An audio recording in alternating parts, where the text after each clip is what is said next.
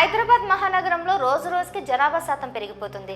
చాలా మంది బతుకు తెరువు కోసం వివిధ రాష్ట్రాల నుంచి వలసలు వచ్చి ఇక్కడే ఉండిపోతున్నారు. దీంతో ప్రయాణాల రద్దీ విపరీతంగా పెరిగిపోతుంది. రోడ్లపై వాహనాలు రద్దీతో ట్రాఫిక్ ఇబ్బందులు ఎదురవుతున్నాయి.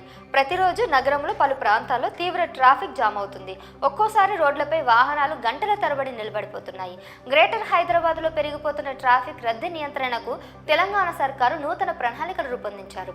ఇకపై హైదరాబాద్ లో ట్రాఫిక్ నియంత్రణలో ట్రాన్స్జెండర్లను వాలంటీర్లుగా నియమించుకోవాలని నిర్ణయం తీసుకున్నారు.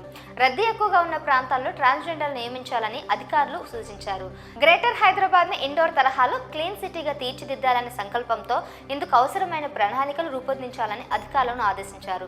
ఈ క్రమంలోనే కార్పొరేషన్ అధికారులను ఇండోర్ వెళ్లి అధ్యయనం చేసి రావాలని సూచించారు. గత కొంతకాలంగా నగరంలో సిగ్నల్ జంపింగ్, ట్రాఫిక్ నిబంధనలు పాటించకుండా వెళ్లే వారి సంఖ్య పెరిగిపోతుంది. అలాంటి వారిని కట్టడి చేయడమే ట్రాన్స్జెండర్ల బాధ్యత. హోంగార్డుల తరహాలో ట్రాన్స్జెండర్లు సేవలు వినియోగించుకోవాలని అనుకుంటుంది ప్రభుత్వం. హోంగార్డ్ తరహాలో జీత భత్యాలను సమకూర్చేలా విధి విధానాలు రూపొందించడంతో పాటు ప్రత్యేక డ్రెస్ కోడ్ ను రూపొందించనుంది. సాధ్యమైనంత త్వరగా ఈ విధానాన్ని అమలు చేయాలని అధికారులు ఆదేశించారు రేవంత్ రెడ్డి. ఆసక్తి ఉన్న ట్రాన్స్జెండర్లు వివరాలను సేకరించాలని అధికారులను ఆదేశించారు. వారం 10 రోజుల పాటు వారికి అవసరమైన ప్రత్యేక శిక్షణ కూడా అందించనున్నారు. తెలంగాణలో అధికారంలోకి వచ్చిన తర్వాత రేవంత్ సర్కార్ ట్రాన్స్జెండర్లపై ప్రత్యేక ఫోకస్ పెట్టింది.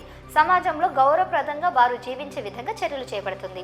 ఇప్పటికీ ట్రాన్స్జెండర్లకు ఆరోగ్య సేవలు అందించేందుకు మైత్రి క్లినిక్ పేరుతో ప్రత్యేక కార్యక్రమం చేపట్టింది. సాధారణంగా ప్రభుత్వ, ప్రైవేట్ హాస్పిటల్స్ లో వైద్య సేవలు ప్రజలకు అందుతాయి. ట్రాన్స్జెండర్లకు మాత్రం వైద్యం చేయడానికి ఆలోచిస్తుంటారు. ఈ సమస్యలు దూరం చేసేందుకు ప్రత్యేక మైత్రి క్లినిక్ పేరుతో వైద్య సేవలు అందించేందుకు సర్కార్ ముందుకు వచ్చింది.